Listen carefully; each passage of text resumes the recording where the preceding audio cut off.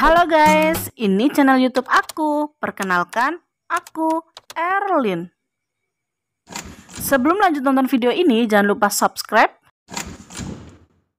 klik loncengnya, like, comment, and share, biar kamu bisa terus nonton video-video aku yang lainnya.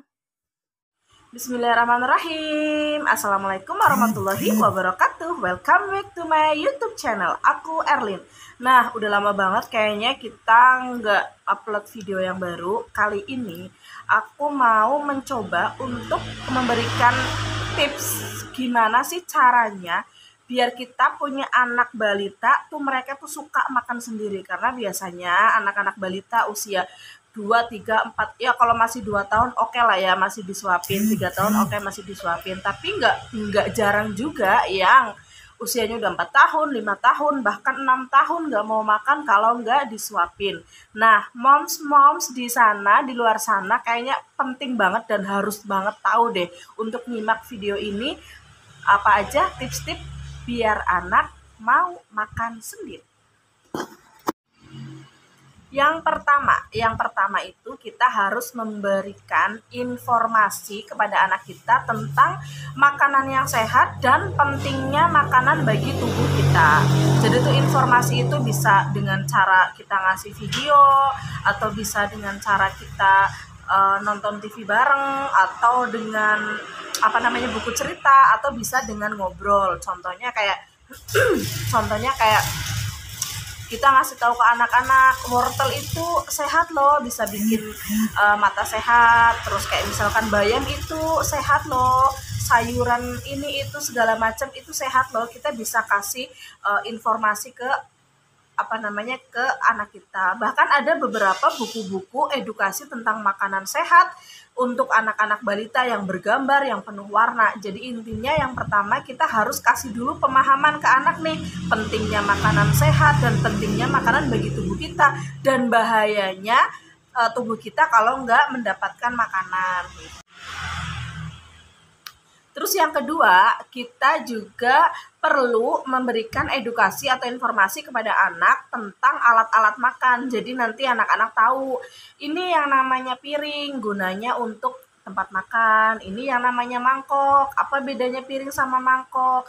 Ini yang namanya garpu, ini yang namanya sendok, ini yang namanya gelas, dan sebagainya. Kita bisa memberikan edukasi ke anak tentang alat-alat makan. Bisa melalui gambar, bisa melalui di YouTube kan banyak sekali ya gambar-gambar kartun tentang alat-alat makan.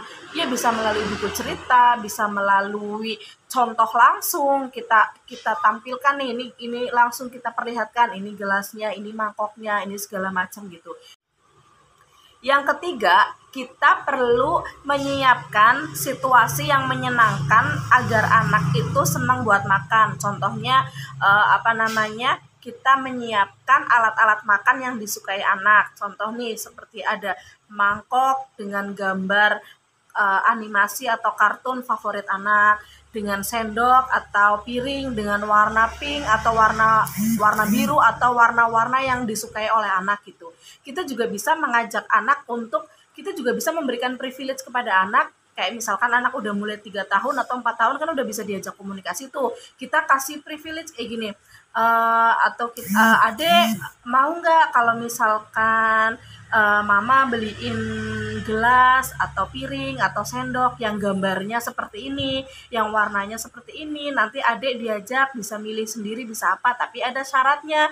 Kalau sudah punya alat makan sendiri, nanti makannya juga makan sendiri, nggak disuapin lagi dan sebagainya. Intinya kita menciptakan situasi makan yang menyenangkan gitu, yang nggak dipaksa lah, terus pokoknya dalam kondisi di mana anak merasa bahwa makan itu sesuatu yang menyenangkan. Yang keempat, kita sesekali memberikan kesempatan kepada anak untuk menentukan menu makanan yang dia pengen gitu.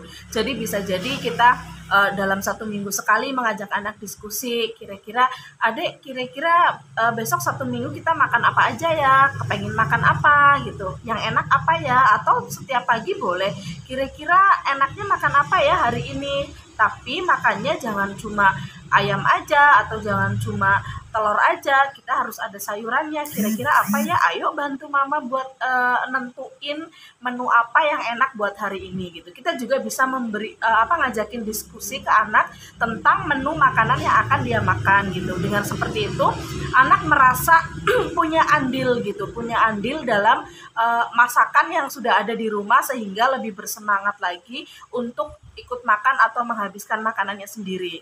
Kalau mungkin anak udah usia 5-6 tahun, mungkin kita bisa melibatkan anak untuk ikut membantu di dapur, seperti memilah-milih mana wortel yang mau dikupas, apa dan sebagainya kayak gitu.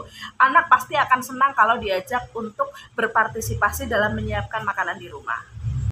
Nah, yang kelima adalah ketika anak menolak salah satu jenis makanan, moms bisa mengganti makanannya dalam bentuk lain. Mengganti bentuknya ya, bukan mengganti makanannya. Misal kalau misalkan anak nggak suka dengan bayam,